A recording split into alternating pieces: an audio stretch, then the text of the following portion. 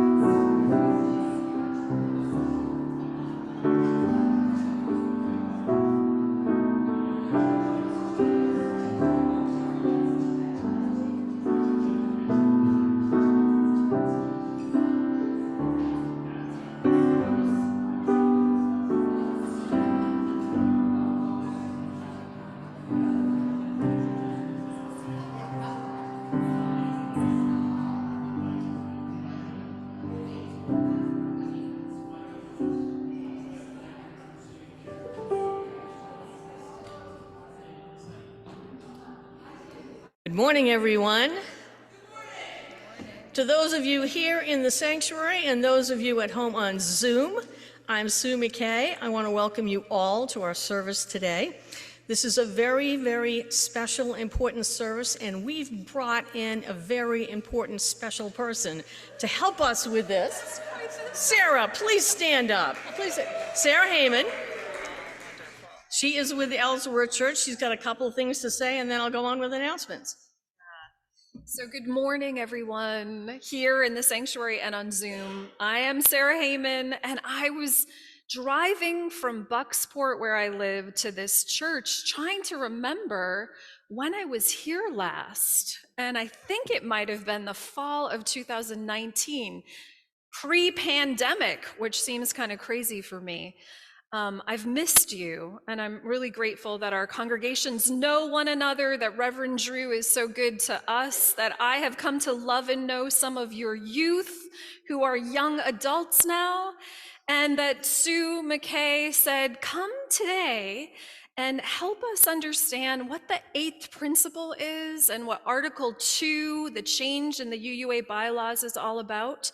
So I'm going to do my best to do that and invite you into a sense of curiosity. And I gather with you remembering that this is the eve of the spring equinox, and that this is a time of change and sap running and unknowns, but a trust that we can embrace that change is something that is beautiful.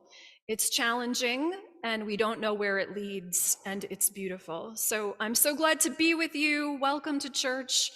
Welcome, welcome, welcome.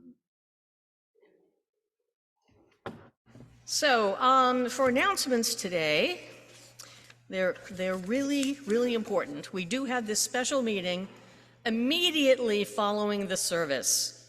Coffee hour will be delayed. Please do not leave this room. What we have to do is important, and we want to get it done and done correctly, and then we can head out the door. The Stewardship Drive update. Currently, we're at $93,578, which means we're $45,799 away from our goal. We still have over 51 people who have not pledged. So if you are one of them, please get that in. If you don't know what get that in means, you can grab a scrib of paper, write your pledge and your name, put it in that box, and we'll get it to Amy. If you know Amy Starkey Lamb, you can respond to her directly.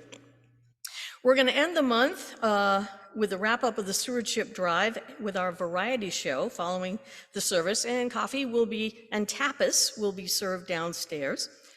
So join the performers and the fun. Our Imagine raffle tickets will be ready for pickup on April 2nd. This is our largest fundraising event, and honestly, it needs to be a success in order to pay our bills for May and June. We have this budgeted for something like $15,000. So it's really important that you get out there, sell tickets, buy tickets. Just imagine what the lucky winner could experience. Fly to Paris and visit the Louvre and the Eiffel Tower. Or go to New York City, take in some Broadway shows, or maybe an opera at the Met. Or maybe visit a national park. Experience the wonders of the Grand Canyon or Yellowstone or Yosemite. Or maybe instead, some energy-saving renovations like installing a heat pump in your home. So please embrace the raffle. Thank you very much. Got to get my computer going here. I also want to acknowledge, very importantly, we acknowledge that we are on unceded Wabanaki territory. We are grateful for the opportunity to be here. Next is the chalice lighting, and my understanding is that Judy Martin is going to be our chalice lighter today. What? I totally blew the introit. Let's wait. Recording in progress. Go, John. We are a gentle, angry people. singing for our lives. We are a gentle, angry people, and we are singing for our lives. We are a land of many colors, and we are singing for our lives. We are a land of many colors, and we are singing for our lives. We are gay and straight together, and we are singing for our lives. We are gay and straight together, and we are singing for our lives. We are all in this together, and we are singing for our lives. We are all in this together, and we are singing for our lives.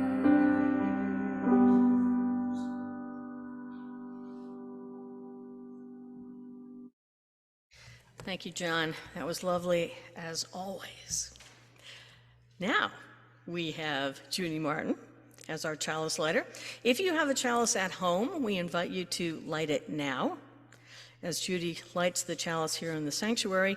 And I offer these words by UU minister Reverend Laura Horton Ludwig. At times, we may fear that love will not be strong enough. At times, we may question whether love really is at the root of all things. In this world with so much struggle and suffering and discord, we may struggle to hold on to our faith in love. In the stillness and silence of our own heart, we read the imprint of love created not by our own will, but planted there for us to discover. By what or whom we cannot know, and yet it is there, a clue, a talisman, a beacon, a light within. Blessed be.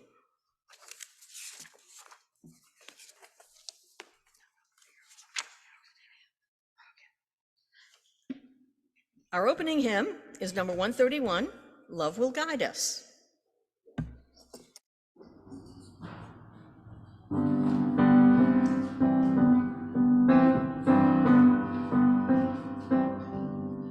Love will guide us, peace has tried us, hope inside us, will lead the way on the road to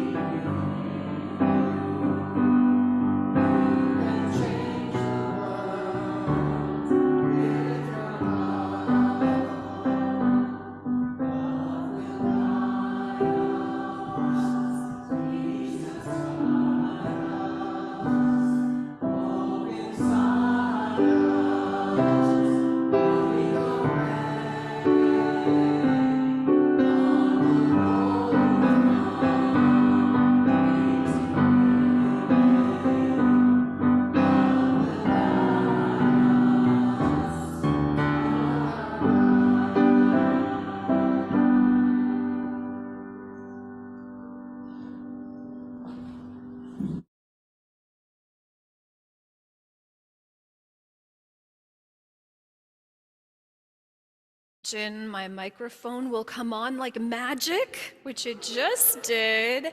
And Francis is a helper. I love that you have a helper. And I'm coming down into this beautiful little carpeted area, and I want to invite any young people in the circle. You get to decide, if you're a young person, if you'd like to come forward to think about, to help me discover and talk about and be curious about what's inside this wonder box. This is a wonder box. I trust you knew that when you saw it here, this fancy wrapped up box. I see a couple people thinking about coming down. Nobody should feel like they have to. We can do it this way too. Thank you for being brave. So I've got quite a few things in this wonder box. Let's see if we can do it. The first thing that I thought about inviting someone to pull out might surprise you. Let's see. It's hi. Hello, I'm Sarah. Nice to meet you. I wonder if you'd be willing, what's your name? Olive. Olive, nice to meet you, Olive. And are you Olive's mom? Yes. Okay, nice to meet you too. So lucky. Olive, would you be willing to pull out, can I tell you what's in here? Would you grab it for me if I asked you to? Would you be comfortable to do that? Yeah. Okay, if you can come over here, if you can pull out this thing in the teapot and hold it up high. What in the world is that? Here, you hold it like this. Right up over your head. Right up over your head. Let's see if everybody can see it. And you can tell us what it is. It's a little weird. Do you see it? What is that? It's in a teapot, I acknowledge, which is odd. But is that, what do you think that is, Olive? It's a plant. It's a plant. It's a plant. Of course you know it's a plant. Why in the world, if we're talking about Unitarian Universalism, our principles, a new 8th principle, why do you think I would have a plant in there to talk about that? What do you think this is symbolic of? Let's see if anybody raises their hand, Olive. I saw some hands go like this. Lori, were you thinking something? Growth. Yes, it's related to growth. And did you have an answer? You were going to say growth too. A plant grows because a plant is alive. And our tradition is a what tradition? A living tradition, which means it grows. Olive, how old are you? 6. You're 6. So you have grown from being a baby to 1, 2, 3, 4, 5, 6 years old. And our denomination, what year did we become the Unitarian Universalist Association that adopted 6 principles? 61 is what you meant. You were so close. You were so close. Rissa knew it. You did a great job with that. Let's put that right down right here, if you would, Olive. And then I wonder, let's see, I've got this whole pile of things here. Thank you for helping. I'm going to call on you again in a minute. And I'm going to kneel so I don't hover over you or stand over you. This is a list of the 6 principles that people came together in 1961 to articulate when we joined the Unitarian Association of America with the Universalist Church of America. And you might recognize them. They changed. I'm just going to put that down here. How many principles do we have right now? Do you happen to know that, Olive? This is not a mean test. Well, we adopted the first principles in 61. Olive said maybe we have 61 principles. Yes, I see. We have 7 principles, right? Does anyone want to call out one that you happen to know by heart and love? Thank you, Linda. The inherent worth and dignity of all people, all beings, all people, all beings. That was a suggested change. What about the last principle? The 7th principle right now is of all existence of which we are a part. And then there are 6 in the middle that we love, that we aspire to remember because it matters how we live them. This is not a creedal statement. Democratic process is in there too. And then on the back, justice and equity, the search for truth and meaning, the support for spiritual growth. You guys are good. You know you're in a Unitarian Universalist church. I love that. And Olive, I thought maybe in religious education you might have heard them as the children's versions. We believe each and every person is important. All people should be treated fairly. Everyone deserves a vote. I'm just skipping over them, but. And we have a song down there. Oh, you have a song. I should have known. One each person is worthwhile to be Da, da, da, da, da. free Da, da, da, da, da, da. or in search for what is true. La, All da, people have a say. 6, we're for a peaceful world. 7, the web of love's the way. And I started to La, da, da, da, da. Yay! I love that. I love that. I love that you know the song. Would you tell me your name? Okay. Dave. Dave knows the song, and you know the tune and the song, and these statements of what matters about how we live are beloved in our congregations. You know about the 6 sources, I assume, as well, which are in the front of your hymnal, the ways in which we draw the wisdom of this living tradition in response to the direct experience of that transcendent mystery present in all cultures, or our Christian and our Jewish heritage, or the earth-based spirituality is so important to us. So these are important things, these principles, and we've been asked to consider adopting an 8th principle. Who here has heard that before? You did just hear me say it. Have you heard about it before today? Yeah, I want to share the language. Olive, I don't know if are you a reader at this moment? These are a lot of big words. That would probably be hard to read right now. Would it be? Yeah, okay. So I will ask you in 3 years, if you would. But the language of the 8th principle is this. We, the member congregations of the Unitarian Universalist Association, covenant to affirm and promote journeying toward spiritual wholeness by working to build a diverse, multicultural, beloved community by our actions that accountably dismantle racism and other oppressions in ourselves and our institutions. It seems appropriate that there'd be some silence after hearing this. Whether you think it's too many words or not, it's touching a commitment that we are called to embrace. You are not forced to adopt anything. We're asking you to hear the call and the plea and the asking for us to be more engaged in being anti-racist congregations and more intentional in being beloved communities that are conscious of how love is welcoming people in and where we fall short, because we are human beings shaped by the world we live in, and calling one another to do better in the spirit of love and spiritual growth that's possible. So the 8th principle, I'll come back to this a little bit. And then what about this, Olive? This is a visual depiction of the proposed changes to our principles that are being suggested. They have been suggested by a commission and approved by the UUA board, and they will come to General Assembly. And I think they wanted us to be able to kind of visualize the deep end of where we're trying to go. And so what did they put in the center of it, Olive? Can you read that word? By the love, which leads me to pointing out a few more things in the Wonder Box, if you're willing to help. I thought maybe we could, you could tell me, would you be willing to help hand out a few of these things to people? Do you feel comfortable doing that? Okay, what are these, by the way? They're hearts, exactly, the symbol of love, and they're all different shapes and sizes. One of them's actually a rock, and one was knit by someone and given to me for Valentine's Day, and these are felted. Maybe they'll get tucked in your pocket.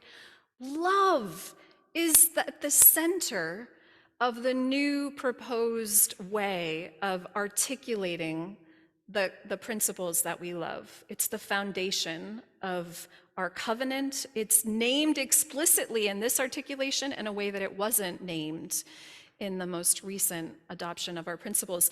And then there are all these 6 attendant what are these called? These are values that are connected to love. You're welcome to pass these out to people that you'd like to, if you'd like to, and you do not have to if you don't want to.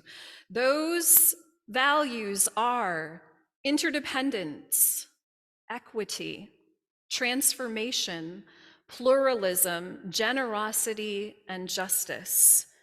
Interconnected, connecting values rooted in a foundational commitment and covenant of love. So you're going to hear more about the language proposed in Article 2 of the bylaws of the Unitarian Universalist Association. That's where we have our current principles in this new way. And then the last thing in here, would you like to lift up what's in here, Olive? There's one last thing in the box. Yeah, what is that? It's a clock. Exactly, it's a clock. You might imagine that it's ticking. And I should have had a ballot in there, but I forgot to put it in there this morning. What do you think this clock has to say or symbolize when we talk about the revisions being proposed for our principles and our covenant and our purpose? It's time, Linda said. Yes. This year at our General Assembly, happening online and also in person in Pittsburgh, we will be asked to vote on moving ahead or not, to vote for or against the proposed revisions to our bylaws, which are Article 2 of our bylaws, which are our principles and our covenant and our purposes. So we are democratically organized, Rissa reminded us, when we think about a value important to Unitarian Universalism.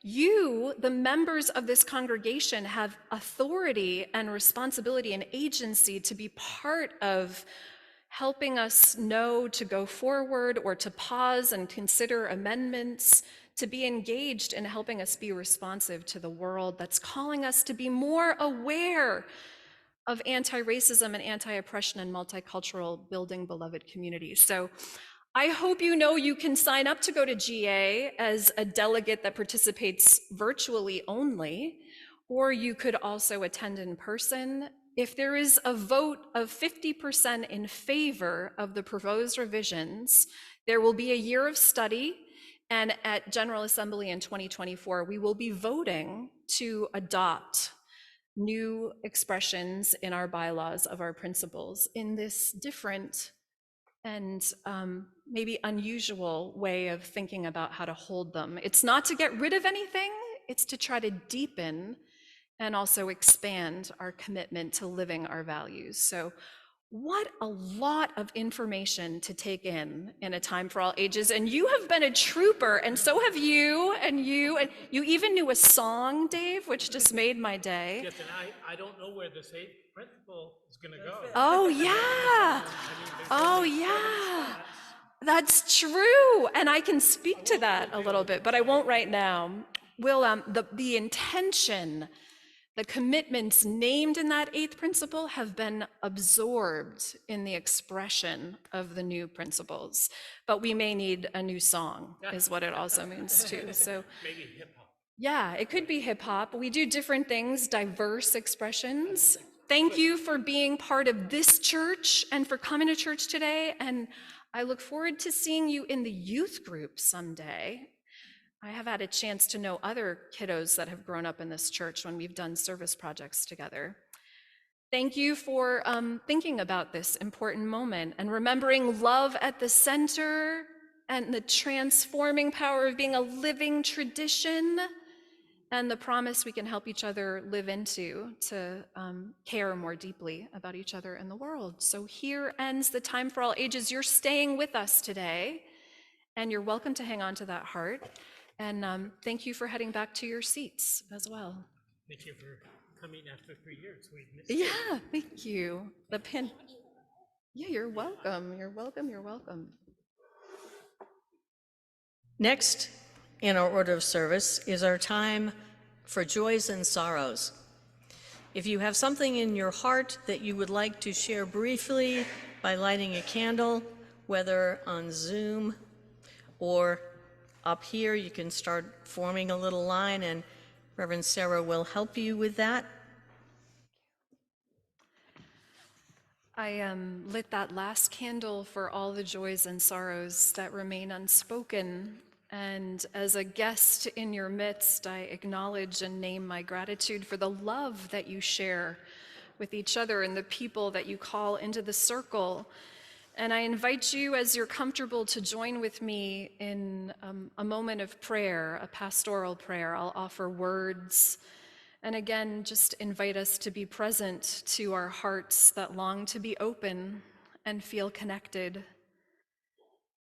Spirit of life and love, be with us now. Be with us now.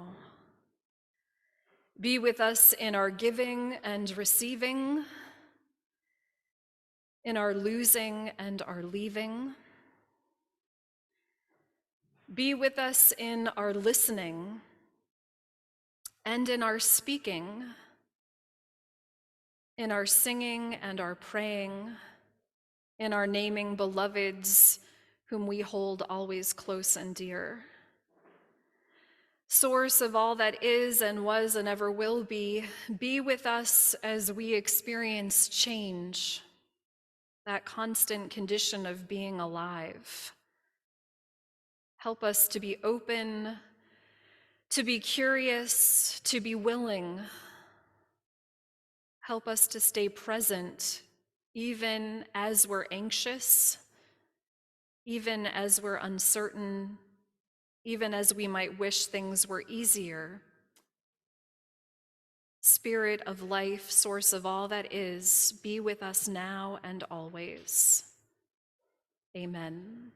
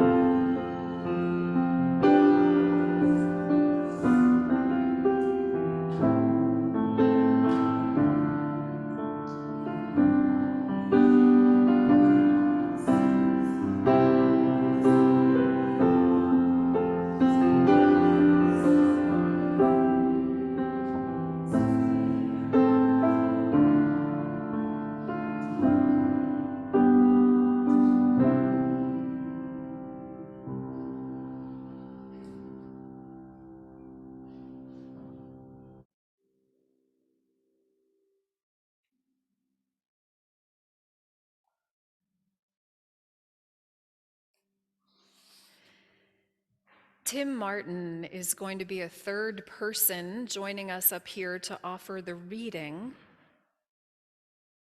except that's not what comes next. Apparently, there's something in the air, a trickster that's here. I apologize. It's time for the offering, so I'll move aside so Sue McKay can do that. And then Tim, please come up for the reading.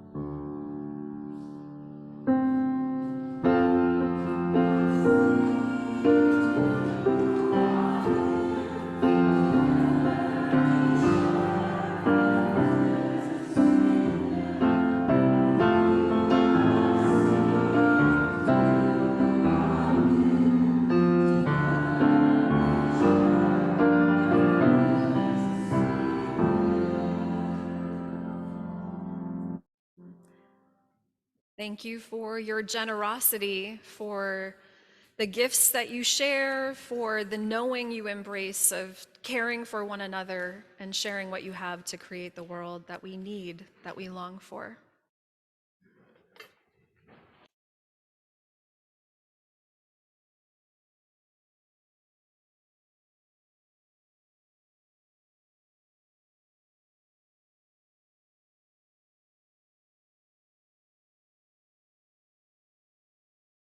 Keep her up there somewhere.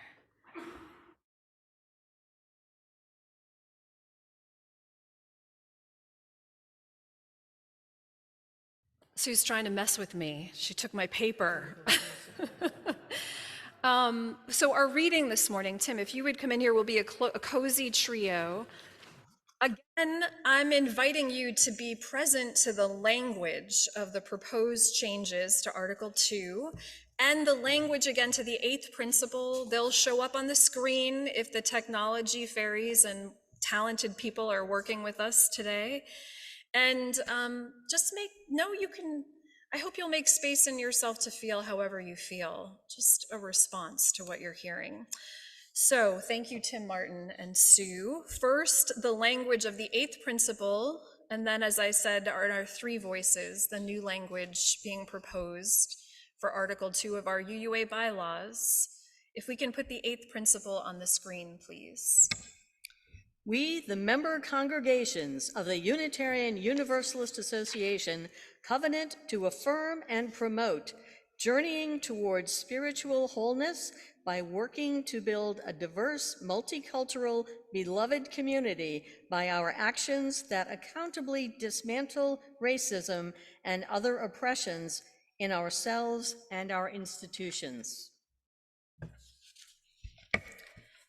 Turning to Article 2 of the proposed changes to our UU covenant principles and purposes, we begin by sharing that graphic image again, that depiction of love at the center and those 6 related values: interdependence, pluralism, justice, transformation, generosity, and equity. As Unitarian Universalists, we covenant congregation to congregation and through our association to support and assist one another in our ministries. We draw from our heritages of freedom, reason, hope, and courage, building on the foundation of love. Love is the power that holds us together and is at the center of our shared values. We are accountable to one another for doing the work of living our shared values through the spiritual discipline of love. Inseparable from one another, these shared values are interdependence.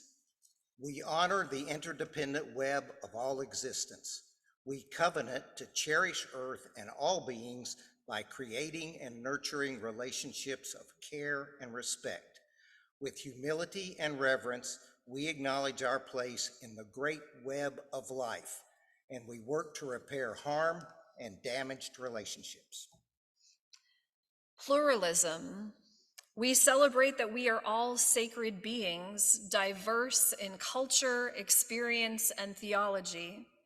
We covenant to learn from one another in our free and responsible search for truth and meaning. We embrace our differences and commonalities with love, curiosity, and respect. justice.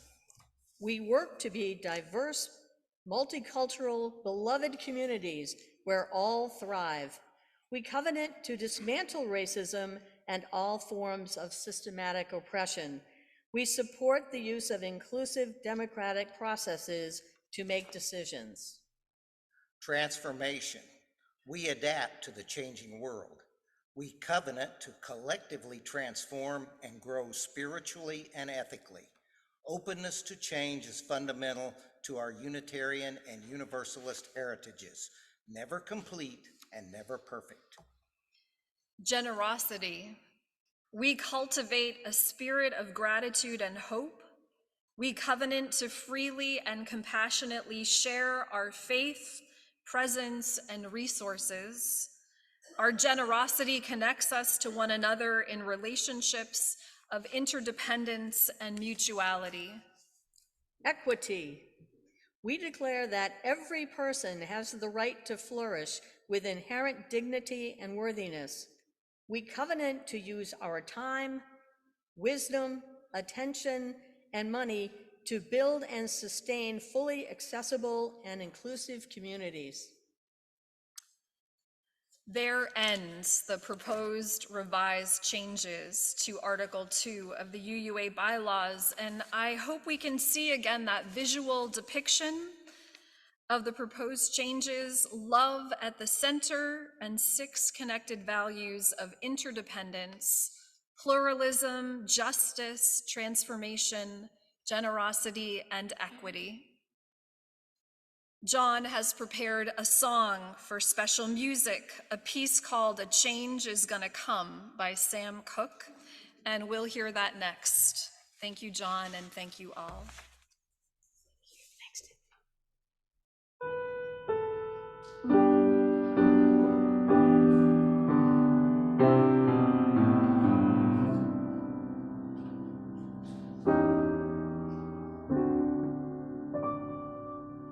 I was born by the river in a little tent. Oh, and just like the river, I've been running ever since. It's been a long time coming, and I know change gonna come. Oh, yes, it will. It's been too hard living, but I'm afraid to die. I don't know what's out there beyond the sky. It's been a long time coming, but I know a change gonna come. Oh, yes, it will. I go to the movie and I go downtown. Somebody keep telling me don't hang around. It's been a long time coming, but I know a change gonna come. Oh, yes, it will. I go to my brother, and I say, brother, help me please. But he winds up knocking me back down on my knees. Oh, there been times that I thought I couldn't last for long, but now I think I'm able to carry on. It's been a long time coming, but I know change gonna come. Oh, yes, it will.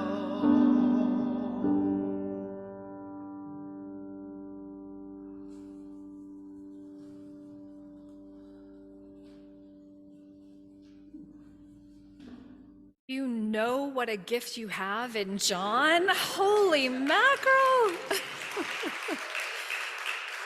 What a beautiful, beautiful gift that just invited me to church as well.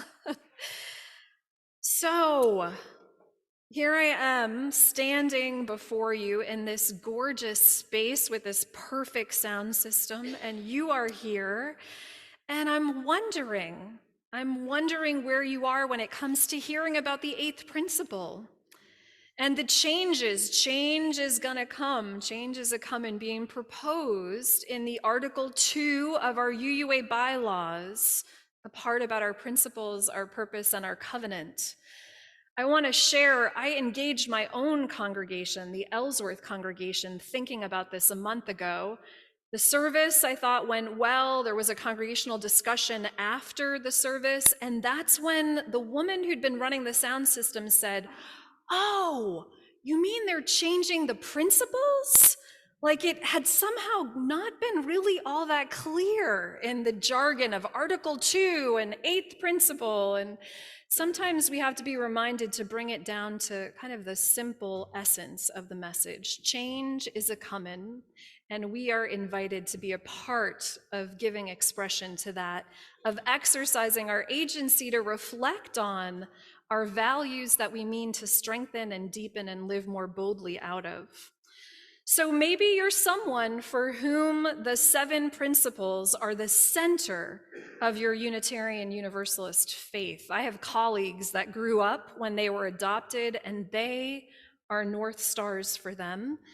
And so they can feel anxious or sad or angry about the changes, and then we're all called to that practice of the deep breath and of the listening for the evolving living faith and tradition that we're a part of.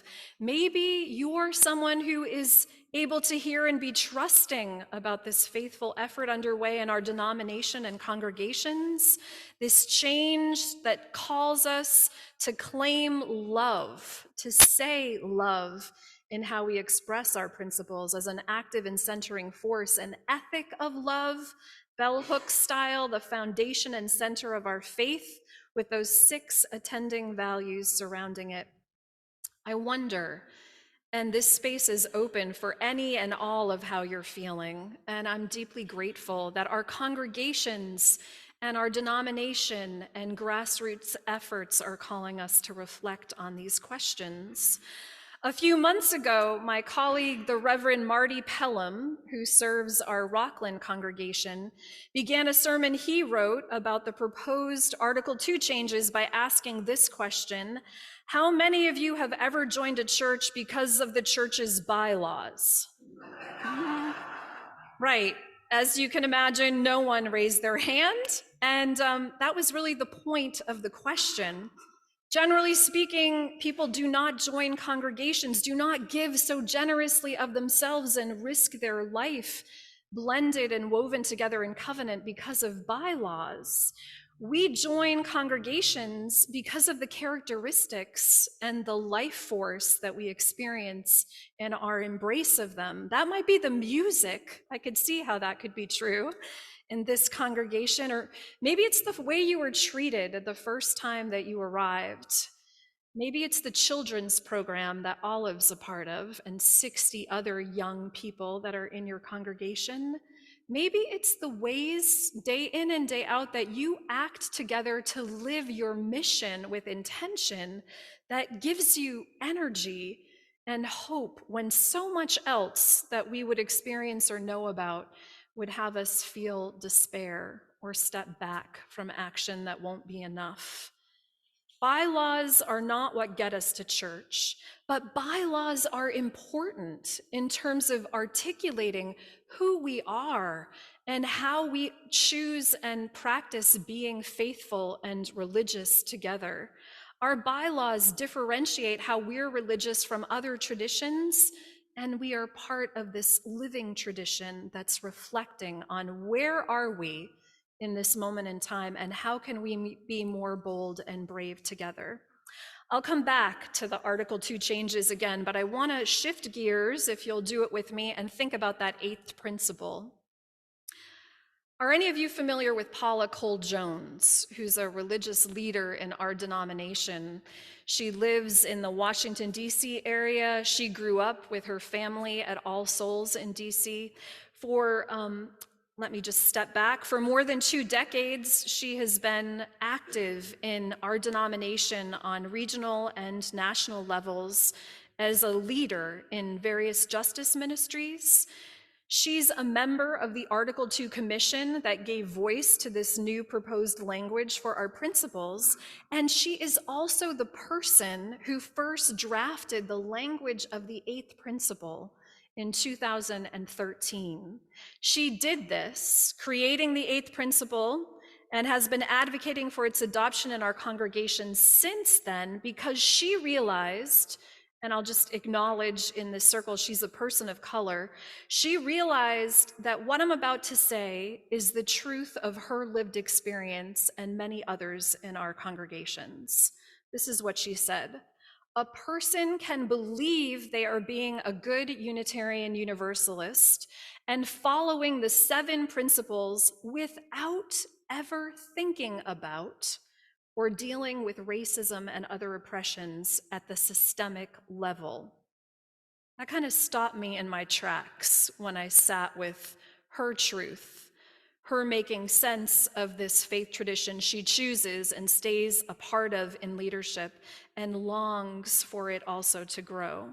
Paula Cole-Jones went on to say this as well: the 7 principles as they currently exist do not explicitly express a multicultural, anti-racist, anti-oppression vision for our covenanting faith communities, a vision and commitment she believes we need them to have. I am listening with humility, with curiosity, with an awareness of the reactions in me and a breath that calls me to reflect. I am listening to what she shares and to my own want to continue to be a part of this faith tradition I love, the truth that she's calling us to. Adopting the 8th principle in our congregations, and our Ellsworth congregation did that last May after a year of exploring what it meant. To date, there are 239 congregations who have adopted the 8th principle. Paula Cole-Jones, with humility, says this is a starting place for us. It's a starting point for calling each other to be explicitly committed and accountable to creating and building beloved community, the beloved community we dream about, that we're called to, that other prophetic leaders have helped us see and called us to stretch to create. Adopting the 8th principle, Paula Cole-Jones suggests, is a tangible, critical way that congregations can renew and deepen their commitments to being anti-racist congregations, to seeing the fullness of humanity present in all of us. It has mattered to me to hear people of color in our denominations, members, friends in our congregations, lay leaders and religious leaders and ministers, to hear them telling us that this is critical and important work, that they do not experience the same welcome and inclusion we want to believe that they do in all aspects of congregational life. We need to hear that feedback, and we need to choose to be a part of changing culture and practice and commitment in our congregations, humility and courage and the living tradition we are a part of. I'll come back now to Article 2 and the changes in the UUA bylaws. This is a moment in our faith tradition that matters. Maybe you'd argue every moment matters. What I mean by that is that this is a kind of a reckoning and an engagement that we're asked to be a part of. We're asked to pay attention, to also recognize in our polity, your membership means your voice is needed, your wisdom, your commitment to working collaboratively in covenant with one another is something the day that we're living in calls for. Change, of course, is unsettling. That is true in all circumstances. And change means we'll experience loss and have to engage difference. We won't agree on everything. We're a pluralistic tradition, and we are a covenantal tradition. So the hope and the spiritual practice is to engage deeply and thoughtfully and to move ahead together. This morning, you're hearing me say and invite you to know and remember that ours is a living tradition. Our principles are sacred, deeply meaningful to many of us, and they are not a creed, a static, unchanging statement or proclamation of belief that we're required to embrace. Unlike other faith traditions that profess truth is fixed and unchanging, revealed once and for all in Scripture and Creed, we Unitarian Universalists embrace the idea that truth evolves as we evolve. Our principles, you know, are not creedal statements.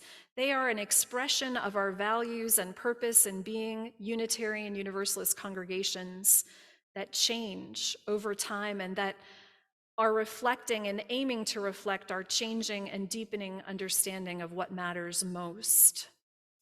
UU minister Kristen Grassel-Schmidt has written that, quote, "In our tradition, truth is not static, and revelation is not sealed. We are free to seek after not only deepening truth, but entirely new truths. For a tradition like ours that understands truth as something that can evolve and change, it should come as no surprise that the things we say we believe in, our principles, have evolved and they've changed over the years. Back in the 1800s, the Unitarians would periodically release statements of, quote, the most commonly believed among us, the things most commonly believed among us. These statements would be written up by a respected minister and voted on at a Unitarian conference. By 1961, the Unitarians and the Universalists officially joined forces, and after a lot of arguing and wordsmithing, they adopted 6 principles. And about 20 years later, I'm giving you kind of a speedy history lesson, the UU Women's Federation began to push for changes to the original 6 UU principles. Many Federation members were leaders in the feminist movement, and they were eager for the principles of their faith, of our faith, to reflect the full humanity of women. So at the General Assembly, the UU annual business meeting, they proposed new gender-inclusive principles. But here you go, in congregations at that meeting, our UU Christian Fellowship folks opposed the first proposal because all the mention of the holy and the sacred had been removed. So a committee was formed to take a year to rework things. And as they worked, they wound up making far more changes, adding the 7th principle, the interdependent web of existence, of which we are all a part, and adding explicitly the 6 sources. And thanks to their hard work, in 1985, we adopted the principles that we shared today, that are printed in the front of our hymnal. And I come back again to this thing that we know. Unlike a creed which does not change, our UU principles are written and rewritten through the generations. We're in the midst of that change now. Paula Cole-Jones with others brought the 8th principle to the 2020 General Assembly and asked for the body to consider it. And that set in motion the requirement of a review of Article 2, which has been underway for the last 3 years, and which will be engaged again at General Assembly this June in Pittsburgh, online and in person there. Ours is a faith that grows and changes and evolves. Our congregations are humans that have come together to try to articulate and live more boldly the values and principles that matter to us, and we falter. And there is magic that also happens, mistakes and magic, and all of that is important. My hope for Unitarian Universalism this day, in this consequential moment, is that we will be engaged, we'll choose to be engaged in this conversation, that we'll recognize the imperative and the profundity of being asked to articulate and deepen our commitments to being congregations that are actively anti-racist in our ministries and in our engagements in the world.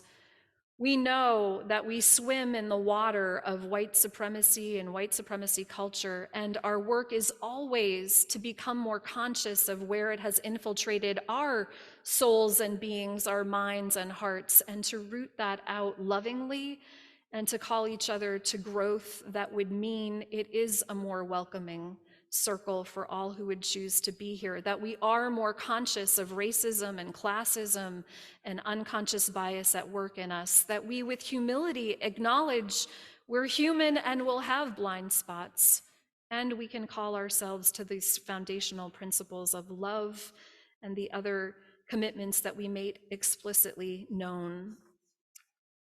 In closing, I want to just share what our president of the Unitarian Universalist Association recently wrote as closing remarks in a letter that went out about the work of the Article 2 Commission.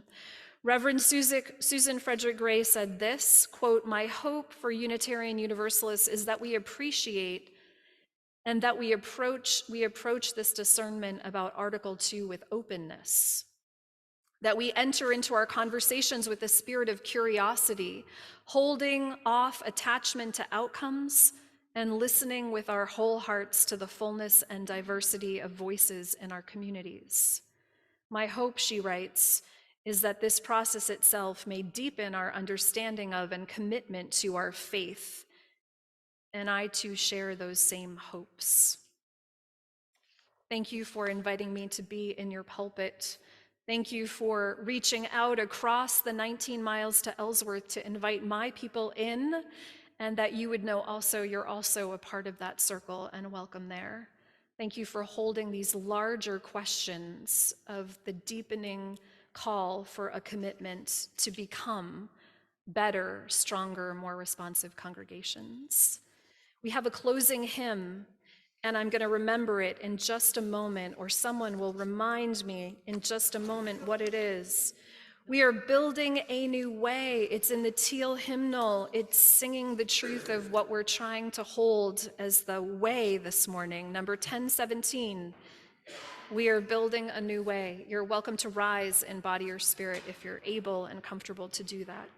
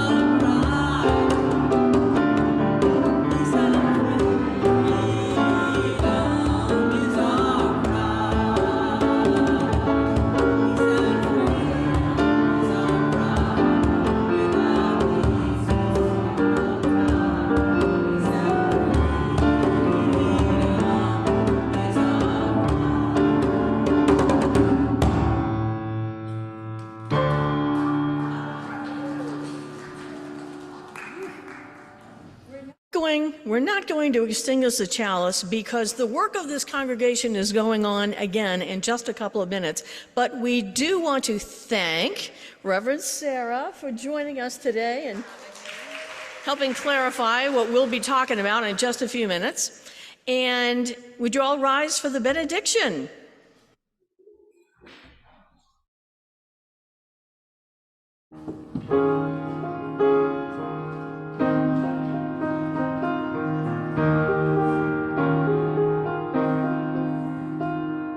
Let us go forth.